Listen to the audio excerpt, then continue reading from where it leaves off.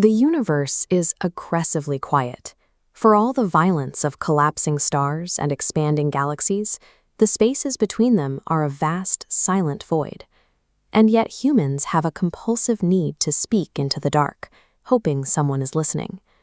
In November 1974, scientists aimed the megawatt transmitter at the Arecibo Observatory toward a cluster of stars 25,000 light-years away. For less than 3 minutes, they broadcast a 20-gigawatt pictorial signal. This was humanity's first intentional, high-powered attempt to introduce ourselves to the stars. Nearly 50 years later, an international competition launched to design an updated message. By August 2020, a team of students in Puerto Rico, the Boricán Voyagers, finalized a new transmission. They mapped our knowledge of mathematics, our updated planetary data, and a human population snapshot. Tragically, the transmission never even left Earth. In December 2020, the Arecibo telescope's massive support cables failed, sending a 900-ton instrument platform crashing through the iconic dish.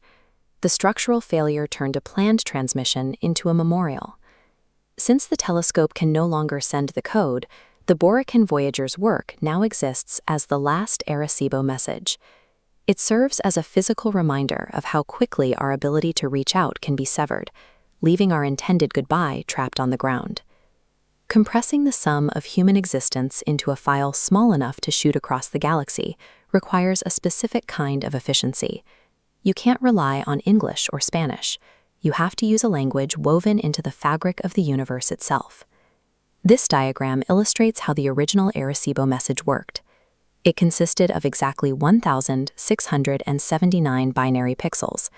That specific number is the product of two prime numbers, 73 and 23. If an alien receiver mathematically arranges the sequence by those prime numbers, the raw data snaps into a visual grid. Inside that grid, scientists embedded the chemical formulas for DNA, a pixelated human figure, and a map of our solar system pointing right to Earth. It was an elegant, compressed proof of our intelligence. Contrast this with Sequoia Nagamatsu's novel, How High We Go in the Dark. The final message from Earth is sent in the year 7037. By then, humanity has built a Dyson sphere, a massive structure enclosing the sun to capture its energy, to power sprawling colonies across the solar system. Whether constructed in real-world mathematics or speculative fiction, these broadcasts share a core purpose. They are designed as monuments, built to record our highest technological achievements for an audience that may not arrive for millennia. But broadcasting into the void has a shadow side. Over thousands of light years, radiation and space dust warp data, introducing the concept of signal decay. The farther a message travels, the more room there is for the meaning to dissolve. This tension is the focus of the 2026 interactive fiction game, The Last Message from Earth. You play as a lone operator on a deep space vessel, receiving transmissions from a home you can no longer see. Your oxygen is dropping, and Earth starts transmitting emergency directives. One message says, "Do not return." Another issues a conflicting order. Each transmission claims to be the official truth, but as the signal corrupts, you are left to decide which voice to trust. This fictional nightmare mirrors the real-world silence of the unsent 2020 Arecibo broadcast.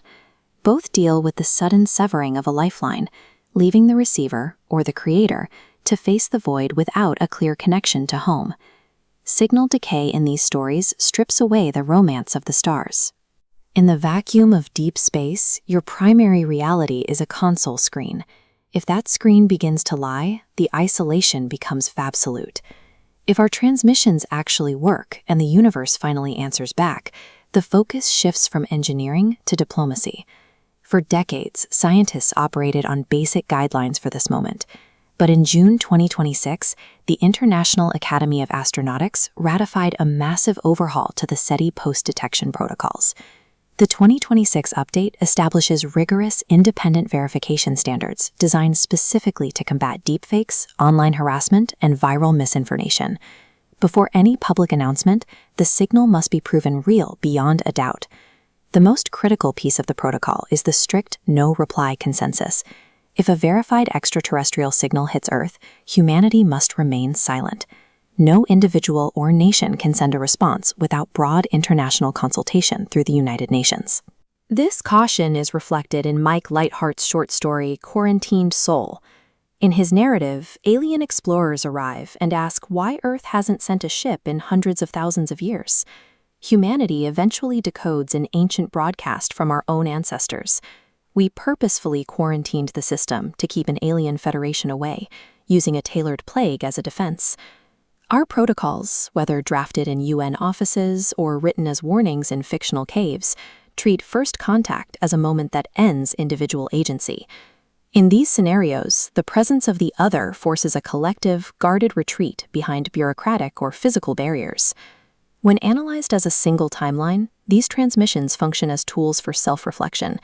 We are using the silence of the galaxy to measure the depth of our own priorities. This chart shows the results of a 2018 psychological study analyzing how people would react to the discovery of extraterrestrial life. By measuring language markers across public responses, the data shows a high prevalence of positive, hopeful sentiment. It suggests that, despite our fictional fears, our baseline expectation for contact is one of curiosity and optimism. A final message from Earth acts as a declaration of presence. Whether sent from a mountain in Puerto Rico or a Dyson sphere, broadcasting into the dark is an act of defiance. It is humanity choosing to matter in an indifferent universe.